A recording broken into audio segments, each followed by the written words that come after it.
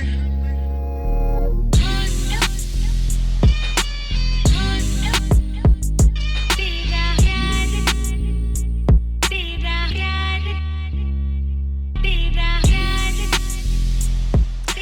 friends. It's your girl Harpo. Welcome to this episode of Brown Girl Guilt titled Soul Purpose, Soul Purpose. This episode is for you if you've often thought about, okay, what is it that's my purpose in life? What am I meant to do? Spoiler alert, this episode basically just says that your soul purpose is your soul purpose, which means that your life's greatest project is you, my friend. Now, that's a lesson that actually took me a long time to figure out. And, I think that a lot of my understanding of my purpose and, turning inwards, coming home to myself, all that good stuff is something that I really had to anchor down in the last year, but also things that I learned about myself and the way that I'm meant to move through this world through community. And a really important part of that community that I've built and experienced is the guest for this episode, Bhavneet Toor. Now, Bhavneet Toor is the owner and the founder of Buddha Beads, which is a local gemstone business out here in Surrey and in Toronto. And quickly, it's starting to become a really safe space and an informative space for people who are looking to add different healing modalities and also just strengthen their healing journey. And so in this episode, we got to chat about so much. We got to chat about, what it means to really come into yourself and start to make yourself the center of your entire universe and how that can impact and shift and change everything around you. And we also got to talk about, crystals and gemstones, or whatever word you like to use. Just you're not allowed to use rocks because that's a word that I'm just not allowing anyone in my life to use for crystals anymore. But we also got to talk about crystals. We got to chat about, what they mean to us. If you're someone who's not familiar with the way that crystals and gemstones can actually be supportive and conducive to your healing journey, this episode is going to give you an intro into that. And Bhavneet is just so informed and she's so well educated on the work that she does. And so this episode is going to be wonderful if you're just starting to get into this kind of thing, or if you're wanting to walk away having learned a little bit more. This episode is for you. So stick around because this episode is going to be super fun and full of so much good stuff. Hi, Bav. Welcome to the Brown Girl Guild podcast. Thank you for having me. Thank you for being here. I never would have thought, I think maybe 18 or 19-year-old Harpo, or even Harpo from 2 years ago, would have never thought that I would be having this conversation with you in this setting, and that you and I would be someone, you would be someone in my life that I can just text anytime I want. So thank you to the universe for You facilitating this. you're the sweetest. Honestly, the second you came into my life, it was a no-brainer. It was just kind of like, aha. So Hmm. that's been really cool just to not only connect with you, but now to create with you and to explore different journeys with you has been such a blessing. So thank Oh my you. God, I love that. Yeah, to be able to create with you. And I love that. For everyone who's listening, Bav and I just recently, I guess came into one another's lives. But, I think that even though it's been a short time, I think that the lesson behind it and just the entire intention behind it is so big. I met Bav for the first time, I guess when I was maybe I was 17 or 18 at the time. I was working at Michael's, and this is when Buddha Beats had just kind of begun. And when I was working at Michael's, this stunning, beautiful young woman with blue hair walked into Michael's, and I was like, oh, I don't know her, but I do know who she is. And so Bav went to go buy some beads. I did her checkout, and at checkout, I was like, oh, I was I follow you on Instagram. I think you're amazing. And I was just so in love with your hair that I literally close friends in my life know that I used to have blue hair for the longest time, and it was such a big thing in my life for people to be like, oh, Harper has blue hair. And it was inspired by you. It was inspired by Bab. No And way. yeah, it was I had bright blue hair, and and then years went by, and I think eventually at some point maybe my Instagram account transitioned or something, and so I wasn't following you anymore. And I went through this entire thing in life, and all of a sudden one day Bath pops up on my explore page on Instagram, and I click her and I'm like, oh, this is the person that I met all those years ago. And so I hit the follow button and then I messaged you and I was like, I want to come in for Reiki only with you. I know there's three of you that do it, but I only want to see you. And then I came in and I told you this story. And honestly, the rest is history because I even said to you that day at the Reiki session that I feel like I met you at the beginning of a cycle in my life. And then I met you again at the end of that cycle. And the fact that you showed up at those points was like, I want to explore this. I'm really curious about it. You're honestly the sweetest. Getting to know you, having you around, speaking to you, feeling you has been such a blessing. Um, Mm. when you shared with me the first time you saw me, you shared also how it was the beginning of a cycle for you, but at that time it was the beginning of a cycle for me as well. Because as you Mhm. mentioned, I had just started my company, Buddha Beads. So we work with gemstones and crystals, which we'll get into a little bit later. But when I first started, it was just crafting. So it was like wooden beads, plastic beads, and Michael's was obviously the best place for me to go to mix and match and find some things that worked and figure out my craft. And so looking back at that is just so incredible because all these years later, you also came back into my life at a point where I was transitioning into a Reiki master practitioner and now a teacher and going into that next journey of my life. So, just as much as I've contributed into your life, you've contributed into mine. So, thank you. I wanted to talk to you about the title of this episode, right? So it's titled Your Soul Purpose. So the episode of the title is Soul Purpose, comma, Soul Purpose, right? The first part of it being SOUL purpose, and then the second part being SOLE purpose. And the idea that your only purpose in life is coming into your own and like just learning more about yourself. And I remember when I would come into any of the Reiki sessions, I would just express outwardly that I just want to be me. And maybe I wasn't at first expressing that out loud, but I feel like you really picked up on that very quickly that, like, Harpo, you should just be yourself. And perhaps through all these modalities, we can kind of figure out how you can, in turn be more of yourself. And I feel like the reason that I gravitated towards you so much is because it seems like you've kind of figured out that you are your own purpose, right? You're your greatest project in life. Hmm. And I want to ask you, like, when did you know that your soul purpose was your soul purpose? And when did you know and I guess when you did find out that, oh, okay, I am the biggest project, I am the biggest, marketing strategy I'm ever going to work on. Hmm. What shifted for you? Um, I guess I kind of had a hint my entire life, especially when I was younger, but I could never put it into words. Um, when I was about 25, I would say that's when I was able to finally put it into words that I want to be a healer. I want to help the world heal.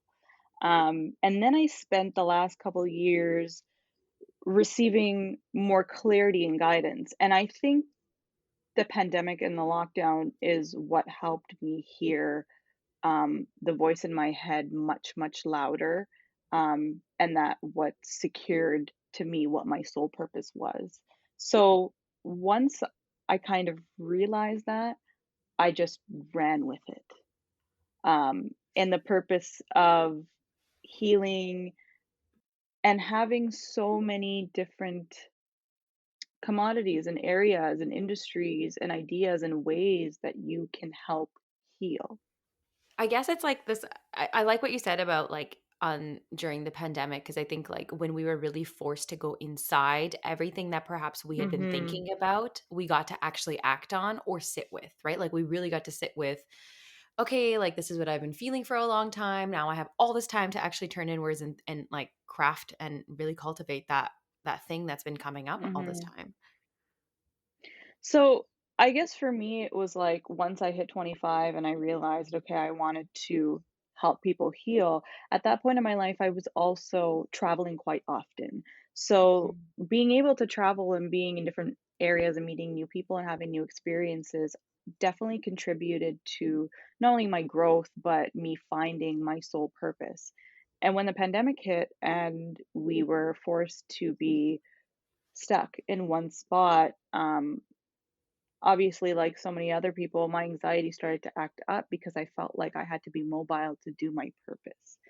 And that's Mhm. when I realized I don't need to be mobile to fulfill my purpose. I can fulfill my purpose being exactly where I am as long as I use the tools that are given to me. And one of the biggest tools given to me was social media. And the fact that I work as a digital marketer, and that's something that I'm fully educated in. And so I kind of took all my tools and I put them together, and I was like, okay, this is what I can do, and this is how I can execute it essentially. Mhm. Yeah, I think where most of us, and this is going to get a little existential, but most of us are doing what? Like we're chasing the pursuit of X all the time. We're always trying to do something that makes us feel like we're important to ourselves and to people around us, and I guess in this world. And even for me, like, I think during the pandemic, I love that you brought it up because I like to see the world and life as like pre pandemic and then post pandemic. Um, on this side of all of it, I have a different understanding about my purpose and, like how my connection to that purpose is going to show up or how I'm going to show up for that, that purpose. And then like pre-pandemic, it always used to be like, okay, so how can I be doing something, and what is it that I'm here to do, and how can I be of service to other people? And I think it was during the pandemic where I realized someone actually said to me that like your sole purpose is your sole purpose, and I was like, oh my gosh, okay, like the entire purpose of me being here and having this like human experience is for me to actually learn more about myself and learn more about my soul, turn inwards, focus on myself. And it can like at first feel like it's a very selfish thing to do, to like block out the world and just work on yourself. But I've just realized, and I was having a conversation about this the other day, that as soon as I started to like really change myself and focus on myself and make myself, like I said, my biggest project, everything else around me also changed, and for the better. Like everything just ended up becoming more aligned, more clear, but it didn't happen from chasing and, being in the pursuit of that X anymore. It shifted because I became the pursuit. Mhm. I have such a good example and a concept. And I think I actually discussed this with you during one of our Reiki sessions. Is the idea of um, recharging your phone. So the Mhm. idea that imagine your phone is you, and all the apps are essentially people, places, things, liabilities in your life. Um, you yourself have like a battery of energy that you run off of. And if you're not recharging your own energy, if you're not focusing on self-care and growth and releasing, well, then you're just going to deplete your energy. And when you deplete your energy, the other functions, so the other apps, they can't work. So for example, if you're a part of a team and you're trying to make a project happen at work and you hold a very big part of it, and you're not eating right, sleeping right, or getting the help that you need, well, then nothing else can grow. So the Mhm. idea that you need to recharge yourself in order to help other areas of your life function is the equivalent to going inwards and letting yourself grow to be able to help fulfill your soul purpose, because your purpose, it is your purpose, but your purpose is a reflection of what you can contribute to the world and how you can make the world a better place essentially. Mhm. Because I think like one thing that I've heard often in your studio, right? Whether it's between you or it's your sister Misha, is that you're in working on yourself and clearing a lot of what you're going through and processing. It's actually not like a, I don't know how to say it, like it feels like a very individual thing to do, like to focus on yourself and, like you said, recharge yourself. But it also seems very communal. I think, like, I don't know who has said it, but even like joy and taking care of yourself is kind of an activism. It's a form of activism because when you're recharging yourself and you're raising your vibration and you're working on yourself, it's kind of communal at the same time, because you taking care of yourself so much is actually a form of service to others. And, you know, I've always heard you and your sisters say, like, especially in the case of, like, let's say intergenerational trauma, that, by working on yourself and clearing all of that, you're actually helping all those around you because your vibration is lifting, you're becoming lighter. And then, like if, we'll talk about this in a little bit when I'm using the words vibration and frequency and energy. I want to talk about that in a bit, but you're really impacting all of it around you at the same time. And so I guess like what I'm trying to say, my point is that you working on yourself is actually like a service to others because you're clearing out so much and doing so much for yourself that there's no way that it's not going to impact everybody else. There's this like really lovely saying in astrology, especially where it says, as above, so below. And so, how could you not impact so much around you, right? Like, there's no way that you wouldn't be able to impact so many things around you. Mhm. We're all equals, and just like you mentioned earlier, we're all reflections of one another. So, in order for anything to work in life, you need support, you need community, you need teamwork. Like how they Hmm. say it takes a village to raise a child, it takes a village to create a project, to create a brand, to create an idea. Um, to just create anything. So Hmm. the importance that, for example, you and I being here today working on this podcast, if you were sick and you weren't 100%, well, you wouldn't be able to show up and we wouldn't be able to create together to be able to provide for other people, Hmm. right? So, and that's why it relates back to community. And I just wanted to touch on a little bit about that and why it's so important for our community to heal. When I am referring to our community, I am specifically talking about Punjabis and Sikhs, but also our community can be referenced as any people of color. Hmm. Um, our people come from really long history of suppression and division, alienation with like everything that's happened to our ancestors in our community. So the trauma that runs in our bloods is like generation after generation, and all this trauma basically goes back to our people fighting for their rights, fighting for peace, fighting for love, fighting for humanity in general. The result of that trauma is pretty much shown in our community today with like the lack of mental and emotional support.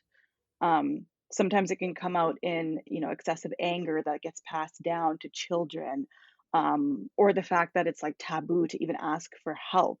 When we surrender and we finally let go and we're finally able to heal, um, we work on that trauma and we heal that trauma so that we don't pass it on to the next generation. And I think in general, we can support others by first supporting yourself, right? So it just Hmm. goes back to what we were just talking about. You can't help someone if you can't help yourself. If you're unstable, how are you going to be able to provide for your friends or your family or coworkers, etc.? Hmm. Yeah, and that doesn't have to happen in isolation, right? Like, I know I'm someone who meditates on my own. I meditate alone, but I know that there's so much value to be found in, let's say, doing that in a very communal space, right? I think Mhm. it doesn't have to be alone. Going and doing things like I know, like, so every time I come back from Reiki, I'm like, Harper, why didn't you do that sooner? Like, why did you wait an entire 3 weeks and you felt like shit for 3 weeks and all you needed was to just go and just be recharged, be lifted. Same thing with therapy too. It's like I always know these things are going to help me feel better, but I'm like, no, I can do it by myself. But healing doesn't have to be an isolated experience. It can be something that you do Mhm. experience in community. And what is community really, right? Like, me and you are creating community. I feel part of like a community right now, even talking to you. Mhm. And just being able to like say to you, like, one time I showed up to Ricky and I had already appointment booked, and I was like, hey, Bab, I know I came here for something else, but I just got this text message before I came here and this crazy thing just happened. And Mhm. that was it, right? We worked on that.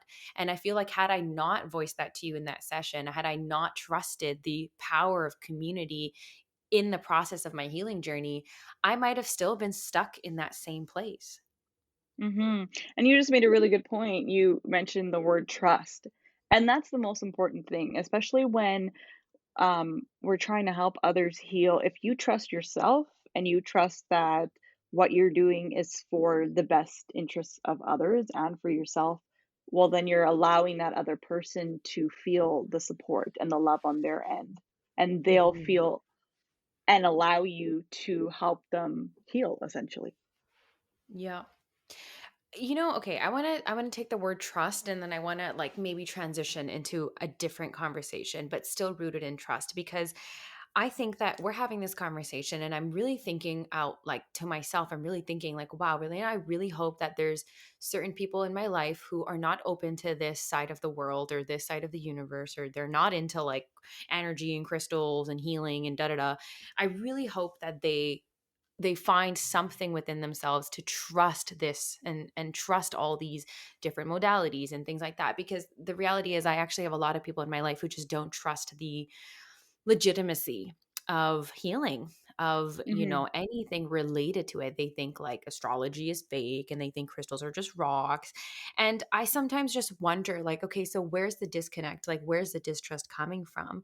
And you have an entire like business rooted in a very important healing modality, at least in my life, which is crystals, right? um Mhm. I really want to talk about it because I don't feel like I'm in a place in my life anymore where I need to like convince people of it working, because Mhm. I know, like you and I both know that it does make a difference when I put a crystal bracelet on my left side or on my right side, and then what shows up for me and what doesn't show up for me. You and I both know. But I think still I want to be able to like talk about it in a way where someone who might not be as familiar with it can still find, maybe like they can have an open mind, if they can still find something from this conversation. um Mhm. and I'm going to treat you like the expert here because there's a ton of questions that people ask me all the time and I'm like, I kind of know but I don't know that much. How does it Yeah. work? How does it work? How do the material, tangible, like rocks and stones, other people's words, not mine, contribute to our healing? And crystals, but then also Reiki and just tapping into energy. How does all of it work? And what does it do? Yeah, so gemstones are essentially minerals that are found just beneath the surface of the earth. So they're minerals that are found in the shape of rock form, essentially, in minerals, and they're gen minded and they're craft into different forms. Gemstones have healing properties that help to balance our body, mind, and soul. Each healing property is specific to the stone and can help to release blockage in our chakras. Chakras are essentially energy portals in our body. So, gemstones in our bodies both hold energetic vibrations, which is what makes us naturally receptive to the energy of one another. Hmm. So going back to us talking about um, having someone else help you heal, we use other humans to help us heal because we both have energetic vibration. So when somebody is going off of a high vibration and you might be a low vibration, well, their high vibration can bounce onto you, which will then help to increase yours because they're naturally receptive to one another. So crystals and minerals do the same thing because they come from the earth. So when you hold or you wear a gemstone, the frequency within it helps to magnify the thoughts and the intentions that maybe you're trying to manifest. Mm. Mhm. I never thought of it like that, that it's because it's from the earth. Like I Mhm. just thought like, oh, it has like an energy, has a frequency, and that's just that. But because it comes from the earth and Yeah, it's we're all Earth's part of gift the. to us. Yeah. So it's Yeah. just like how people say, water comes from the earth and it's very therapeutic, which it is. Well, so are gemstones. They're a product of the Mhm. earth, just like diamonds are. And people love diamonds and people love gemstones even more. So they have so much energy that they hold. And they really help in terms of healing, but also it's kind of like a lifestyle. For example, if someone is wanting to, let's say, lose some weight and change their body image, but they're talking down to themselves or they're eating really bad food, they're not contributing to the lifestyle. That's the same thing with crystals and gemstones.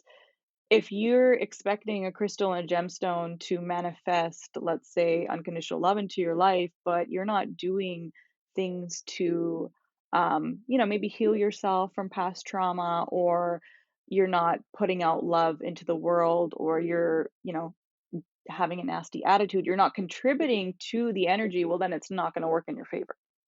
Yes. Okay. So I went into like a crystal shop in Fort Langley and I was just so surprised by the language that these owners were using. They were calling crystals nature's gift. And they weren't even saying like they weren't using gemstone, they weren't using stone, crystal, they weren't using that language. And then I came home and I thought to myself, they are nature's gift. And it's what's always interesting to me is that like it like the first crystal that I ever got, I never purchased on my own. I never got it on my own. And something that I've heard is that they find you, right? Like it'll Mhm. come to you when you're like quote unquote ready for it. And I remember getting my first crystal. It was a black obsidian. I got it in the summertime, but I never used it. I never like it never came into my orbit until maybe 6 or 7 months later. And it was kind of like the universe always knew that, like, okay, Harpo's going to need this vibration at some point in the near future. And so we're just going to give it to her now, even if she doesn't understand it.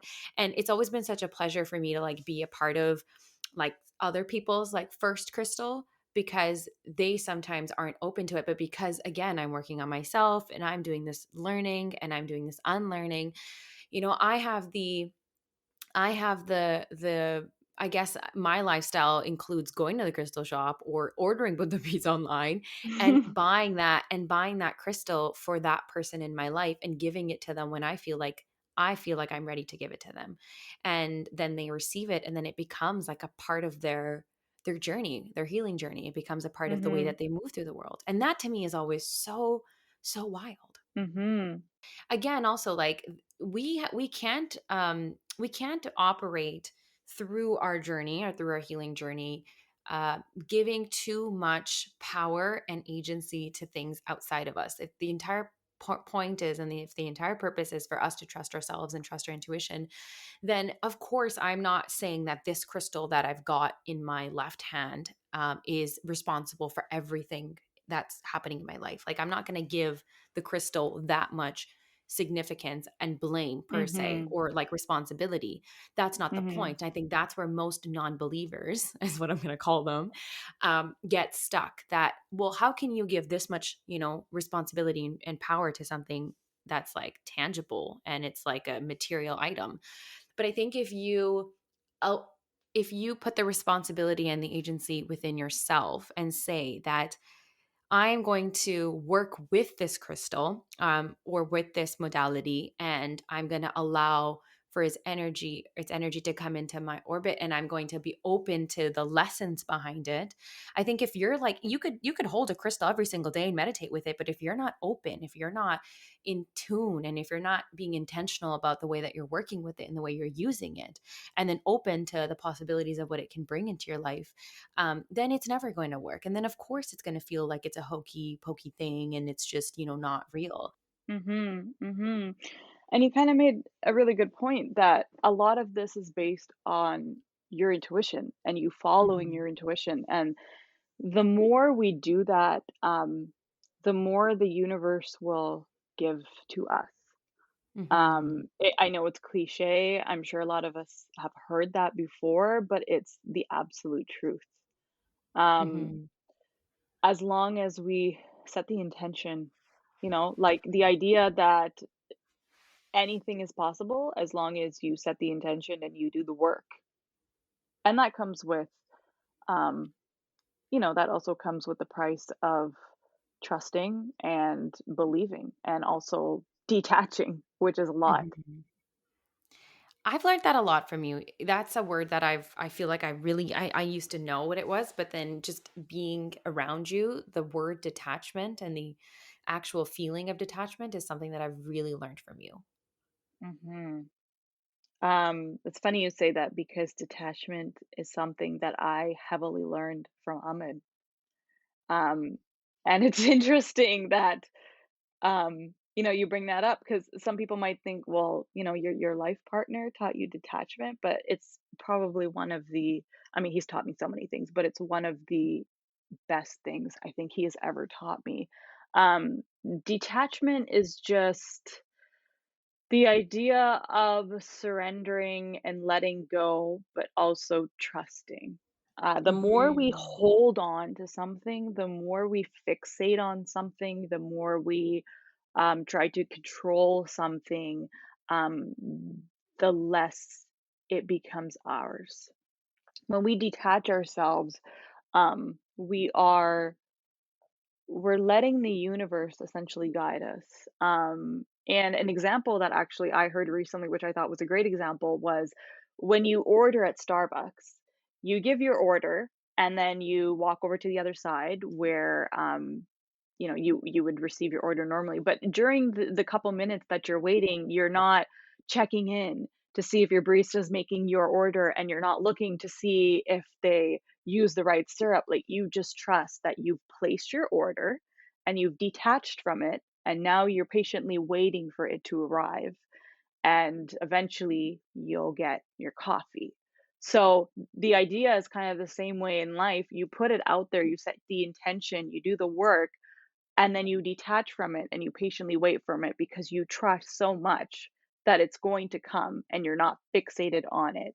When you do that, the universe will act in your favor and immediately give you, or with time, give you what it is that you have asked for, as long as you have done the work for it. I love that metaphor. What? Because I know you love Starbucks. Oh my god, yeah, but that's so true. Like, you're not it's like the attachment. Oh my god, okay, I'm all over the place now because I loved everything that you just said, because detachment is actually trust. Like, those two things go hand in Mhm. hand. Attachment is a lack of trust because you're essentially saying that I do not trust X, Y, and Mhm. Z, so I'm going to watch over it like a hawk. Mhm. Um Mhm. yeah, yeah. Look at that. Oh my God. I love this metaphor. And I think I'm particularly like wowed by it because I'm in a place right now in my life where I'm like so I'm thinking really big, right? I'm big picturing my entire life right Mhm. now. Mhm. And some things are easier to detach from because I guess I trust myself and I trust the divine order of things. But some things, I'm going to be super honest about it, mostly love and relationships, I'm a little bit more attached to.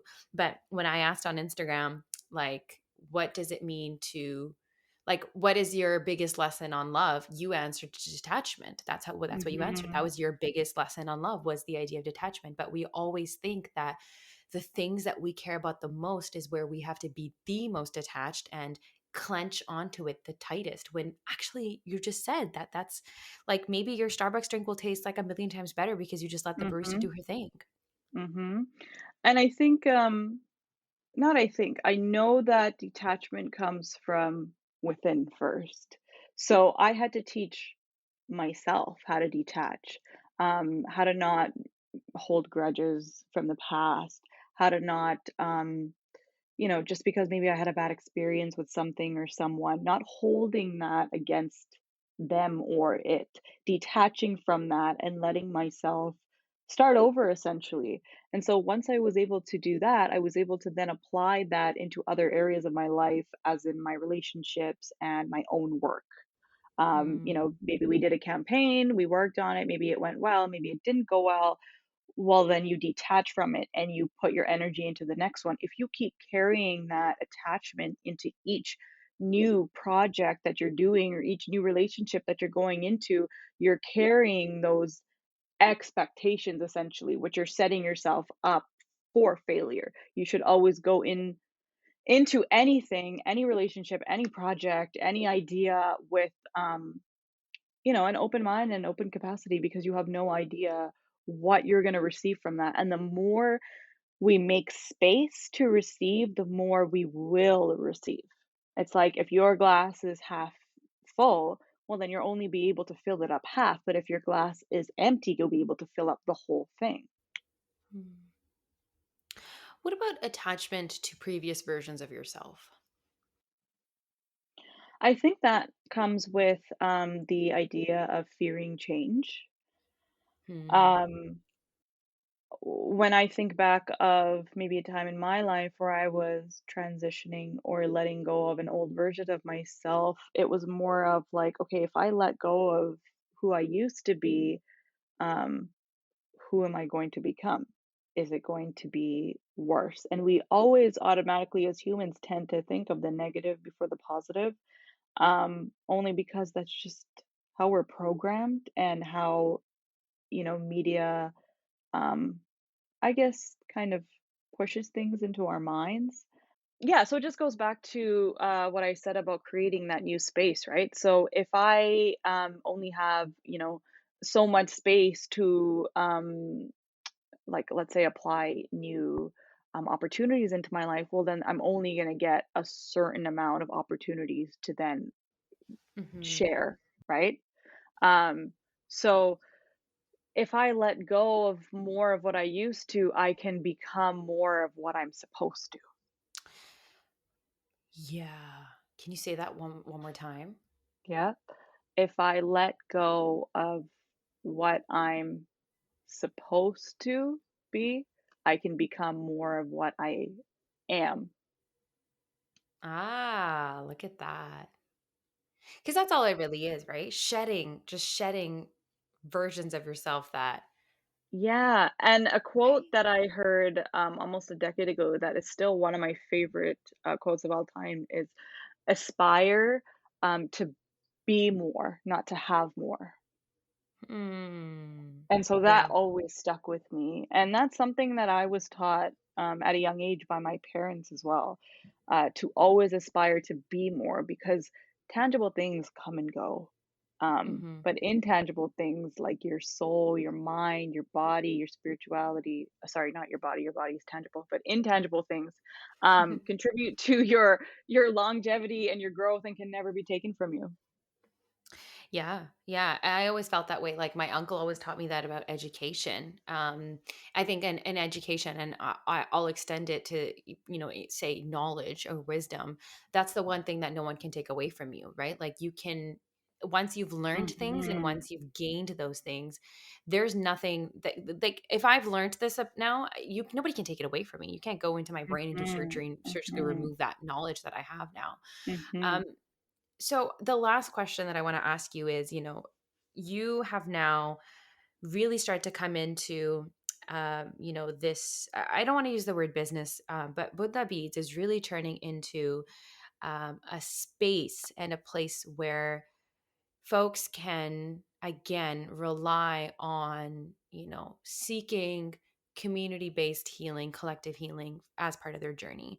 And I'm curious to know, where is it that you want to take, like for like in a very technical term, like your gemstone business. But I guess in your Instagram bio, and I love Instagram bios because I think like they serve as like what our identities are, and I think we should be very careful and very intentional about what we put in our bios.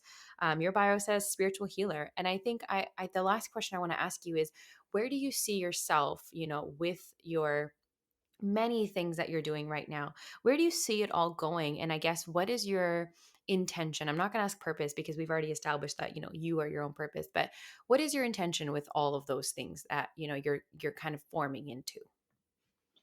It's funny you mention my bio because that actually came after a, a Reiki therapy session that I had with one of my healers. And yes, healers need healing too. Um, she had asked me what title I would give myself. And, Mm, I kind of looked at her and we both at the same time said spiritual healer. And, I kinda hesitated though, but she said it very strongly, and she asked me why I hesitated, and, I didn't really have an answer for her, and she said, "Do you truly believe this is your calling?" And I looked at her and I said, "Yes," and she said, "Well, then own up to it, because nobody else can tell you that this is not you. But mhm. I'm just confirming that it is," you know? So it was just a really, um, like, wholesome moment that I had with somebody really special in my life, and after that, I was like, "You know what? She's absolutely right. Nobody else can tell us who we are except for ourselves." Earlier, I mentioned that I always kind of knew that I wanted to help heal the world. But as I grew, um, I kind of got confused because I thought that you had to be in one industry or you had to do one thing or it had to be a certain type of way. And through university, and then after university and graduating and traveling and experiencing and navigating through the online world too as a digital marketer, I just learned that I can be whoever I want to be, and my purpose can be held in so many different industries, aspects, and things. And you said it in the very beginning, which is something that I realized during the pandemic was that I am my own brand and I am Mhm. my own sole purpose. And it's not a company, it's not a technique, it's not a certain kind of concept. It's me, and it's Mhm. that the fact that I'm a channel to healing, just as your podcast is also a channel to healing and helping people grow and learn and, listen to new things. Um, Mhm. so it all just kind of, I guess, came together for me, and I realized I can also do that through gemstones and fashion and art and other things that I really, really liked. Um Yeah, so when I started Buddha beads, it was literally just like a craft, a hobby that turned into a business overnight. And as that grew, it became like an ode to my spiritual journey. And then Mm. from that, I realized I could do anything with the platform that I've created. And so my vision turned into expanding Buddha Beads to become not just an e commerce website, but becoming a platform, educational platform that shares information regarding gemstones, spirituality, energy, and wellness. Yeah, and I what the felt moon I and like then what the moon is doing that day. yeah, exactly, astrology as well. I just felt like, what is it that, our community needs more of right now, and what are we lacking on?